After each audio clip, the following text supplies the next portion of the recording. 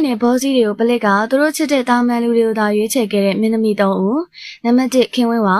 ခင်ဝင်းဟာအလှမဲ့တယောက်အနေနဲ့နိုင်ငံခြားအထိအပြိုင်ကဆုယူပြီးမှမင်းသမီးဖြစ်လာတဲ့သူပါခန္ဓာကိုယ်ရုပ်ရည်ပါအယုံမလီလိုကြော်ရှင်းစွာလှတဲ့သူပါ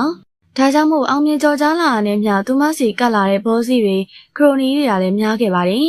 ချမ်းသာတဲ့သူတွေကိုပဲမင်းသမီးတွေကရှေးရေးအလေးပေးကရွေးချယ်နေတဲ့အချိန်မှာခင်ဝင်းဟာကတော့အကုန်လုံးကိုငြင်းခဲ့တာပါသူ့အတွက်အချစ်ဆိုတာငွေနဲ့ဆုံးဖြတ်ရမှာမဟုတ်ဘဲနှလုံးသားနဲ့သာဆုံးဖြတ်ရမှာဖြစ်တာကြောင့်ပါဒါကြောင့်မို့သူချစ်သူကသူ့ကိုချစ်တဲ့သူကချစ်တဲ့သူဖြစ်ဖို့သာလို့ပြီးတော့အရင်ချမ်းသာနေဖို့မလိုဘူးလို့ဖွင့်ရထားတာပါတကယ်လည်းပဲခင်ဝင်းကချမ်းသာတဲ့တထေးသားတွေနဲ့မဟုတ်ဘဲတာမန်အစိုးရလေးနဲ့သာတွဲနေရပါနံပါတ်2ထက်ထွန်းကလည်းအရင်ချမ်းသာတဲ့ဖုန်းဆိုင်တထေးသားလေးကိုလမ်းခွဲကသူချစ်တဲ့သူကိုလက်ရှိရွေးထားတာပါအရင်ကြီးစားဟောင်းကငွေကြေးပြေဆုံးပေမဲ့သူမကိုတကယ်မချစ်ဘူးလို့ခံစားရလို့ပလစ်ခဲ့တာပါ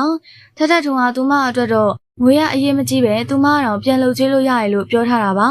ဒါကြောင့်မို့ကောင်လေးကိုအချစ်တစ်ခုလေးနဲ့သာရွေးချယ်လေးရှိပါတယ်လက်ရှိမှာလည်းသူမရဲ့ကောင်လေးကသူမထက်ငယ်တယ်လို့စီးပွားရေးလုပ်ငန်းရှင်လည်းမဟုတ်ပါဘူးသူမဘက်ကပဲအပြေးဝထောက်ပံ့ကချစ်ပေးတာပါ